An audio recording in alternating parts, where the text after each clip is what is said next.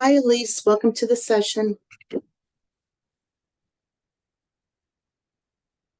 Hello, can you hear me? Oh yeah. Yes, Okay. yes, you Hello. sound great.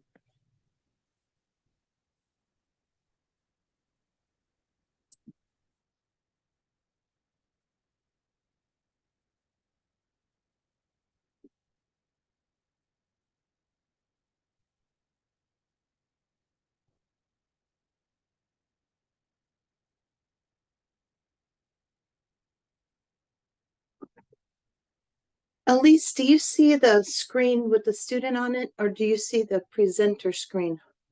I see it says checking for students' understanding. Okay, great. Thank you. So it doesn't have any of the presenter stuff, right? It does. I can see like your notes. Okay, thanks.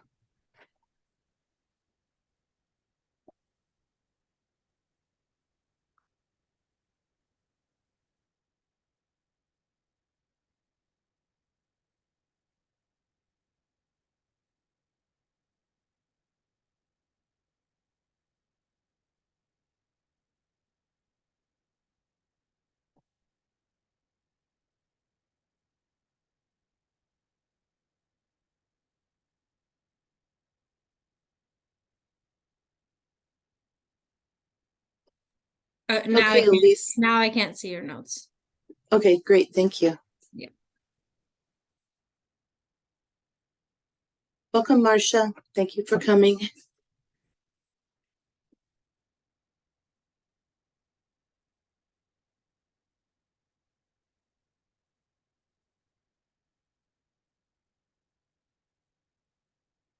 Okay, it's 12 o'clock, so we will get started. And before we get started, talking about checking for students' understanding, we'll do a quick technology check and using the Zoom platform. Elise, I know that you can hear me and I can hear you. Marcia, what about you? Can you hear me? Helen, welcome to the session.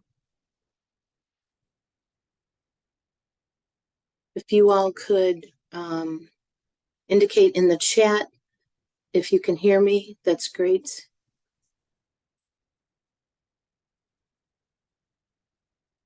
And looking at the Zoom tools, you can look at the bottom of the screen and turn on your microphone, turn on your camera, turn it off, view the participants. You can look at the text chat, share text, turn on or off captions, and you can respond by raising your hand and things like that. Are there any questions about that before we get started? Okay, great. Today we're going to consider how you check for students' understanding of the material that is being addressed in class, and how we as instructors can help students be engaged in the teaching and learning processes and demonstrate their level of understanding of topics rather than focusing just on the grade that they're going to get on a particular assessment or in a class. I use a variety of different techniques to gauge students' levels of understanding of the content and knowledge as the semester progresses. And today we're going to be talking about different techniques that you could apply across disciplines and modalities for undergraduate and graduate level courses, and how you could use them to address your underperforming students or overachieving students in your courses. And my name is Dr. Yvonne Johnson. I'm the Multimodal Teaching Coordinator in the Center for Innovative Teaching and Learning. I help faculty with best practices for pedagogy and andragogy, and help them with best practices for integration of instructional technologies in their courses. I also teach research courses for the College of Health and Human Sciences and have been doing that for a number of years now. And I've also taught in face-to-face, online, blended modalities, and for full 16-week courses accelerated courses, weekend courses, all different varieties. I love teaching and love supporting faculty. So it's fun to connect with more educators in the position. Now, to build community, I always do brief introductions, and you can raise your hand, and if you want to turn on your microphone and speak and share your introduction that way, or you can share it in the chat. Either way is fine, but it's important for building community. So go ahead and share a little bit, please.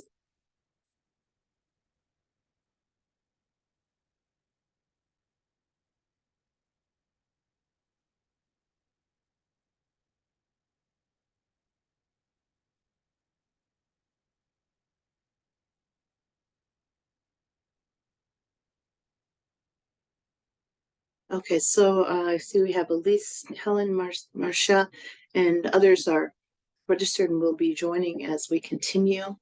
Thank you all for coming. Appreciate it very much. Today, the workshop goals we'll discuss different topics related to checking for students' understanding, and we'll look at planning some structured flexibility activities that are aligned with learning objectives. And let's see, Elise, okay, so I see Elise, you're an instructor in the nursing department and you hope to gain more techniques for checking for understanding. Okay, great. Welcome, Elise, thank you. And as I said, we'll be talking about planning structured flexibility and aligning that with our learning objectives.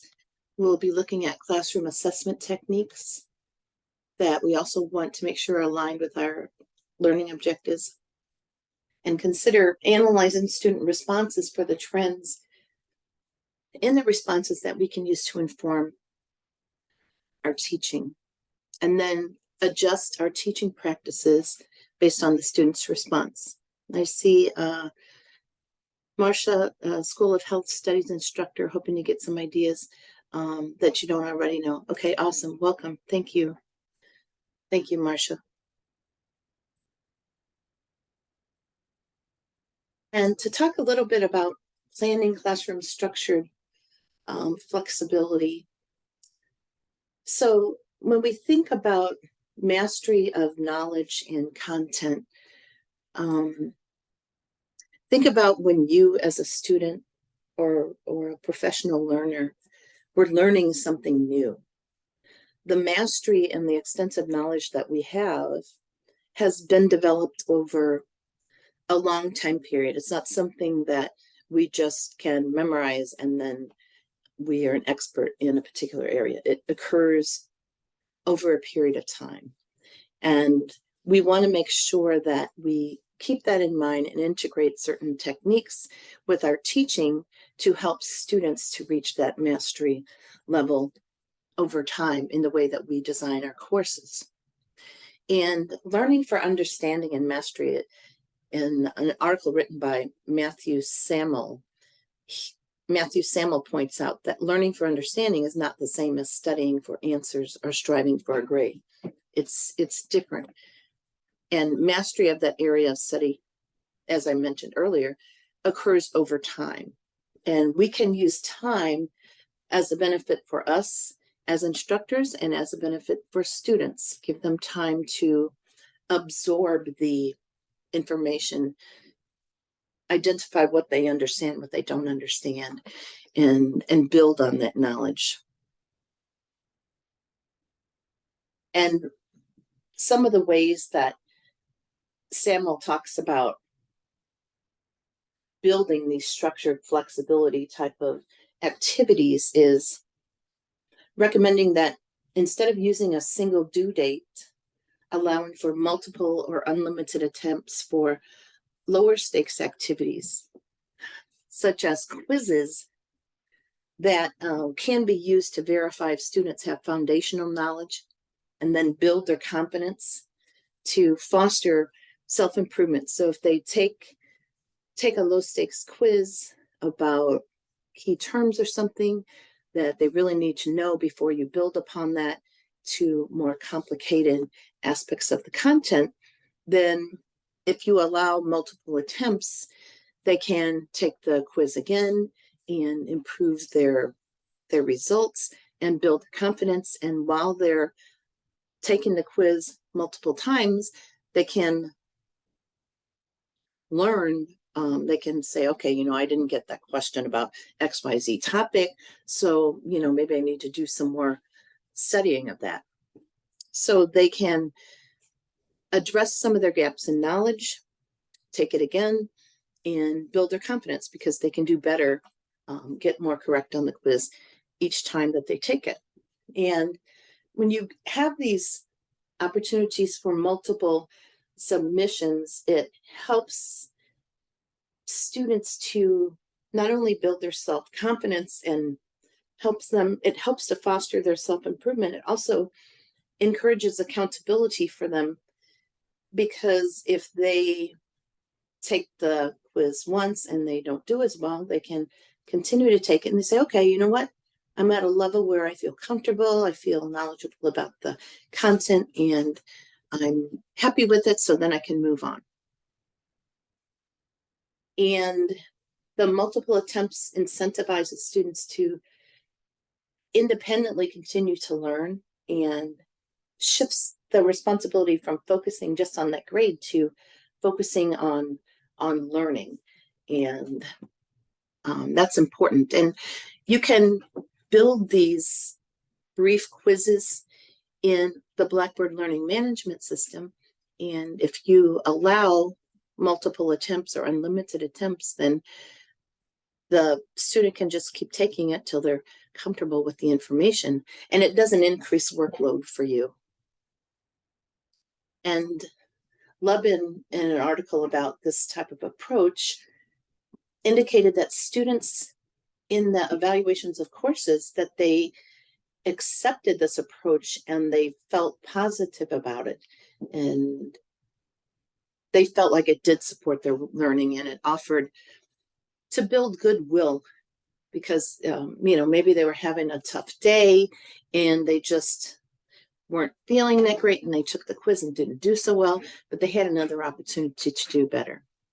So those are some things about the structured and flexibility that you can build into the course.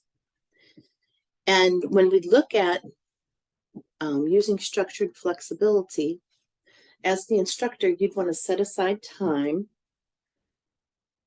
for the students to work on these activities. It's an approach that you can use to get students started on larger projects. And the technique helps faculty to engage in the discussion of complex terms and asking questions and answering questions, and build some engagement there with the students. There's an aspect of it where the students have to work independently, and they need to submit some sort of a piece of work during that class period.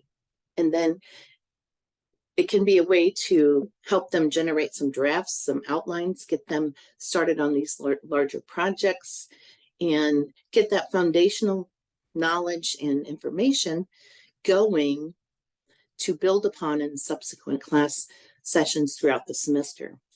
Could be used as the start of a group project.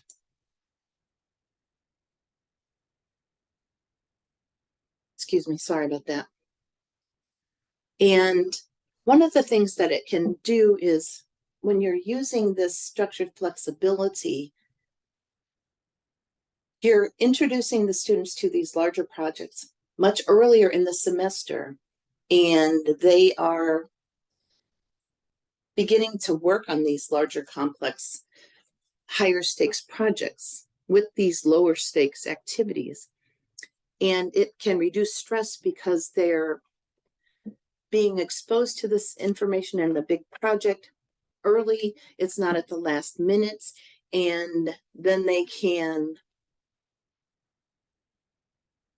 kind of roll up their sleeves and get into the project, start working with their group if it's a group activity, and create aspects of this project throughout the semester. So it helps to also give more opportunities for feedback between the instructor and the students, and it helps students to produce a higher quality end product because they've been getting feedback and incorporating the feedback throughout the semester.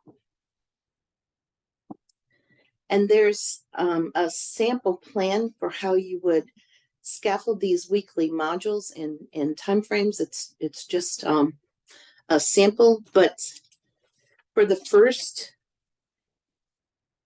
day 1 and 2, you could use that for preparation.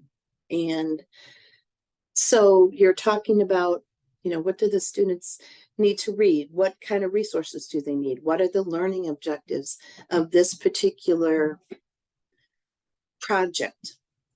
So you're setting that foundation on the first 2 days, and then you have a mini assessment after the students have read and watched the weekly videos, come to your sessions in class. Then you have a weekly quiz, and that gives students an opportunity to demonstrate their knowledge. It gives you as the instructor an opportunity to gauge the student's knowledge and level of understanding, and then you can address any points that might be unclear as evidenced by this weekly quiz. Then moving to the 4th day, you might have them write some sort of an original paper or assignment, and the idea is that they're generating their own work. You're asking them to expand upon the concepts that they learned in the prior couple of days when you were talking about this topic. You might ask them to come up with research questions or refine research questions, define certain terminology, discuss multiple viewpoints, and then they submit this, and then you also have an opportunity to gauge their level of understanding there. And then you would have a weekly discussion. This is where it's more involved. The students present their work, and it can be used as a sort of a larger project based upon the prior weeks of content. And then you can start that next phase of the project where maybe they work with a group. Maybe they've worked on some foundational information. They've showed that they've mastered that content, and they've written some original work. They've had lively discussions in class where they've debated with their fellow students and provided different perspectives of the students' different pieces of work. And then they can come together as a group and start building on that next phase of the project. That's just one sample of how you might create a structured but still flexible plan for gauging students' understanding and level of knowledge in a course. And classroom assessment techniques are a quick way to assess students' level of understanding of concepts. They are commonly referred to as CATS, C-A-T-S, and they're short activities that are designed to help shape and focus your future teaching based upon knowledge of the student's level of understanding. You have used one of these classroom assessment techniques, you gain some insights about the student's level of knowledge, and then you can adapt your subsequent teaching based upon areas that students are proficient at, or areas that maybe they need some more knowledge development. Maybe there's some confusion and you need to address that. These classroom assessment techniques can serve as checkpoints And for you as the instructor, but also for the students, when the students are taking these mini assessments, explain to them that it's an opportunity for them to look at the learning objectives of the course, how they're doing on these mini assessments, and how they might adjust some of their learning and studying habits to become more knowledgeable and proficient in this different course material.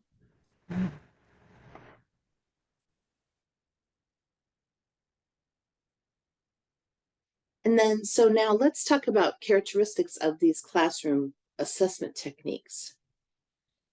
The instructor leads the activity, and you can use them throughout the semester. I use various types of classroom assessment techniques throughout the semester, and students need to participate. It's part of that process of collecting information on where their learning is.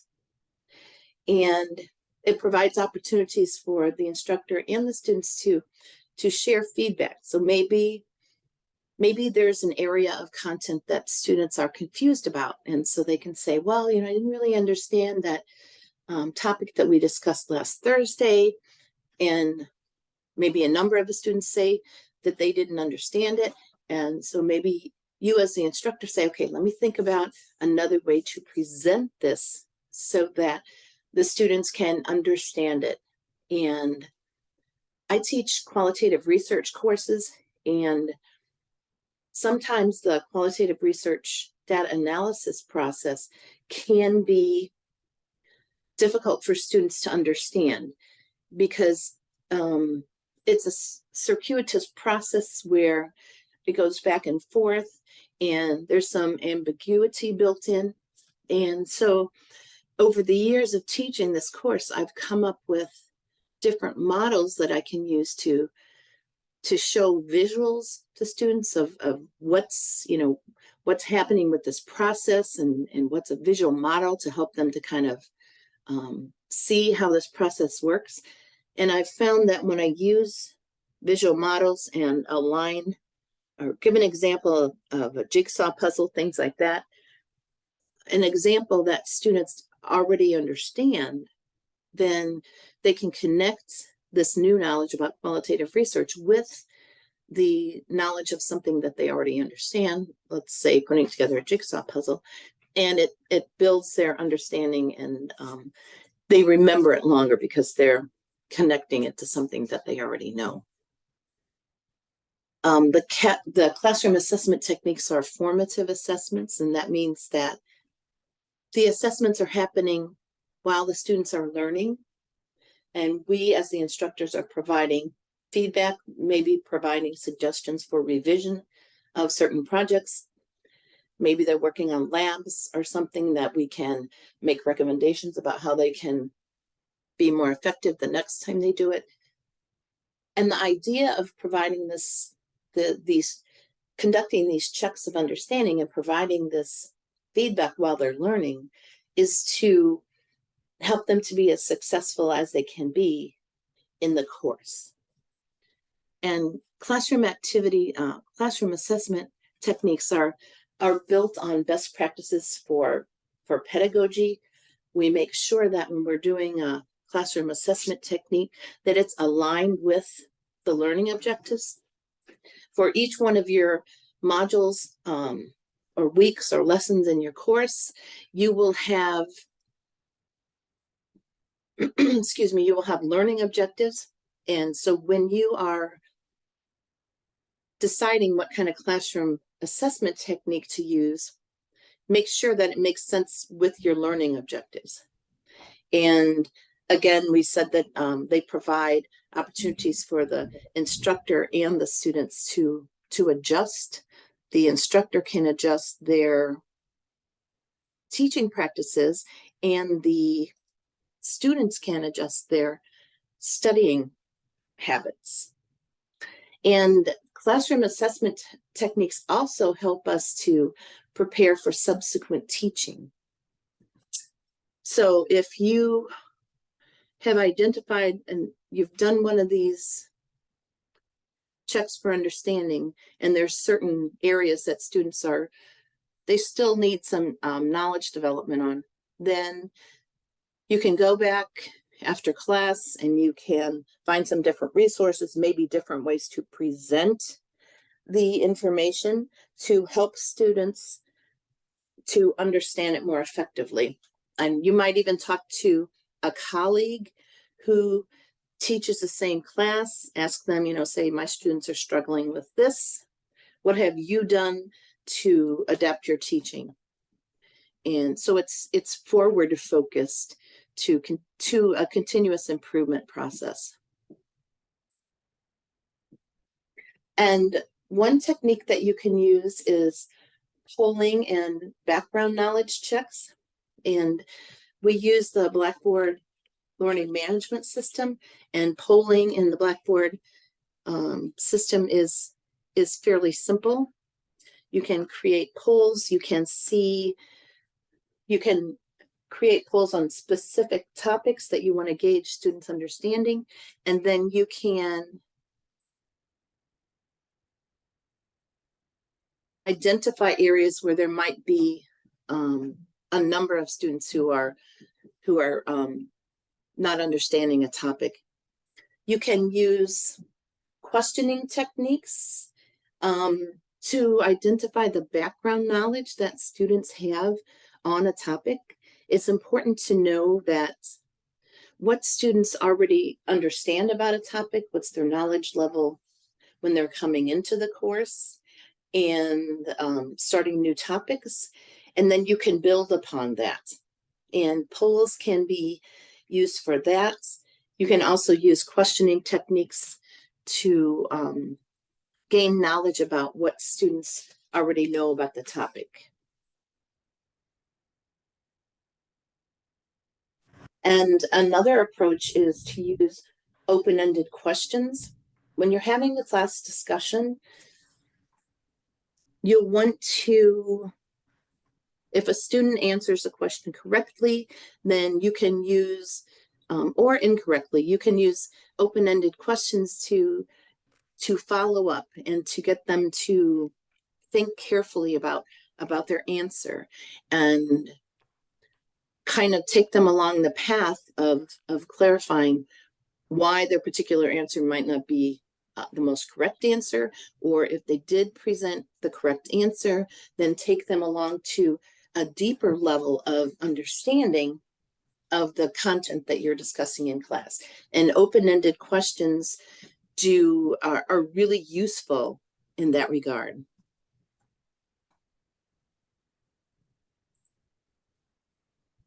Another aspect of this checking for understanding is to address misconceptions and preconceptions that students have about the topics. And you can think about what are some of the common misconceptions that students have had when you taught this class the last time? What are common misconceptions that people have in general about the topic that you're going to be teaching? You can also ask if they have some background knowledge about it. What kind of preconceptions do they have about this? Do they have some already formed conceptions about a topic that can influence how they learn, or could maybe lead them to misunderstandings? So think about those common misconceptions and preconceived ideas that students may have, and then address them. And you can walk the students through with some open-ended questions and explain to them why this misconception is not correct, and why the other points that you're talking about, why the other perspective is correct, and walk them through that process so they can see why the misconception is not correct, and how they can correct that in their mind.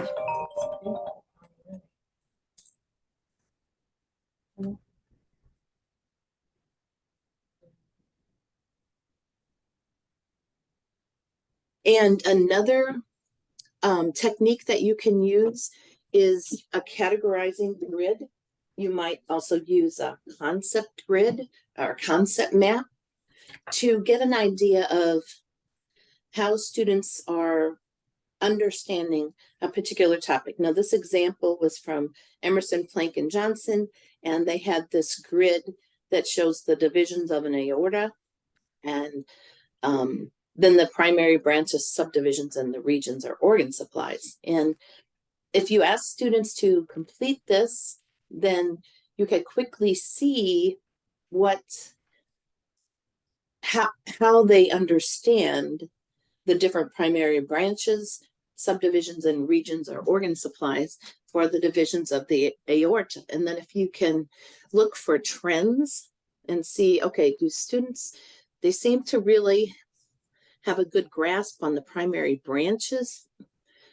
They're a little confused about the subdivisions, saw some trends there that seem to indicate that they're not quite clear on the subdivisions.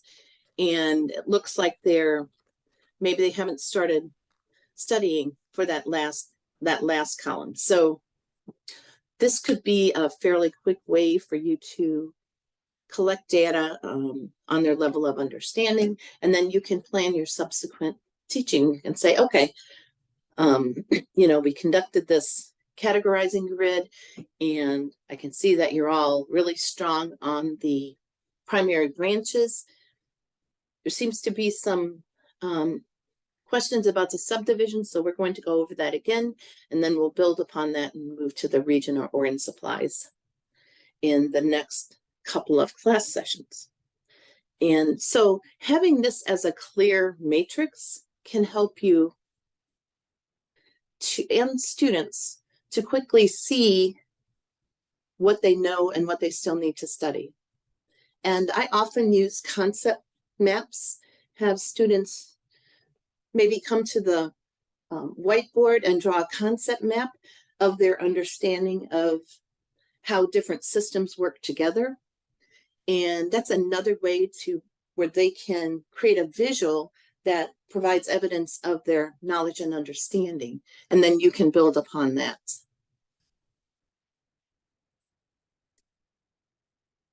And when you are having the class discussion, use those follow-up questions, the open-ended probing questions, and you can use them to gain more depth or details. Sometimes some students are more comfortable giving extensive details about a topic, discussing it more freely, and others are not as comfortable, so they may just give a short answer. So then you can kind of gently ask them some open-ended questions and get some more information out of them and move to those more advanced levels of knowledge. So like we were talking about earlier in this session, having some quizzes on foundational knowledge, and then as you move through the course, they begin to construct their own knowledge based upon the course information. And so that's going to take them to those higher levels on Bloom's taxonomy and those different taxonomies of cognition, and show that their learning is progressing and that their level of understanding is getting more detailed and more in depth and more widespread as the course continues.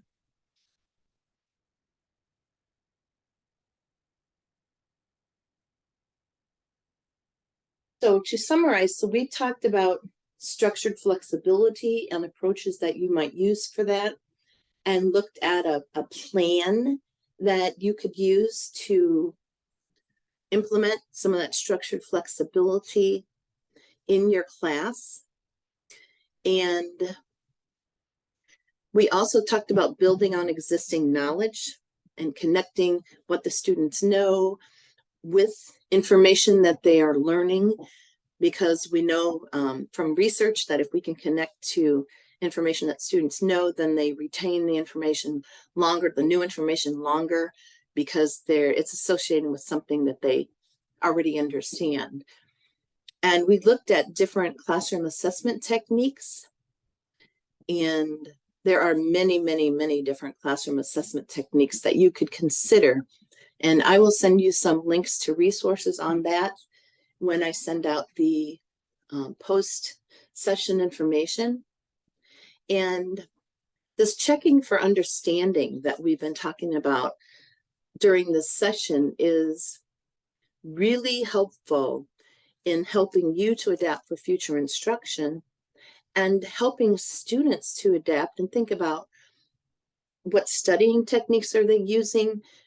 Do they need to put some more time into certain areas of the course? Maybe they need to come to office hours or set up a study group or something. But those classroom activity assessment techniques and the ongoing checks for understanding really bring to the forefront for you as the instructor and the students their level of knowledge, and it makes it very clear where they are strong in the content and where they still need to do some work. And so if students have that knowledge and you as the instructor have that knowledge from the beginning of the course, then you can address issues early. They can adapt their study habits early and then have higher levels of success when they're finishing the class. And so as a final thought, think about what is your next step? What might you consider as a technique to use to check for students' understanding? And what might you use, what might work best with the content that you teach? And how may you integrate these checks for understanding throughout the course? Does anyone have any questions that they want to raise right now?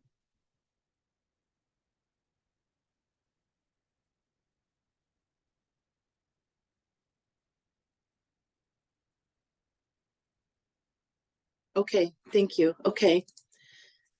And to remind you, our Center for Innovative Teaching and Learning has many, many different supports for faculty, instructors, and graduate teaching assistants. So I would encourage you to go online and to take advantage of these different supports that we have available. We have many, many resources online as well.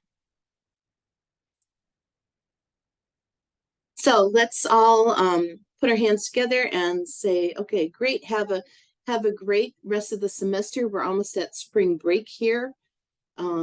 So pat yourselves on the back. You're doing great. And I appreciate you participating, and contact our department if you have any questions. Have a great day. Bye. Thank you. Bye. Thank you. Bye. Thank you. Bye. Bye.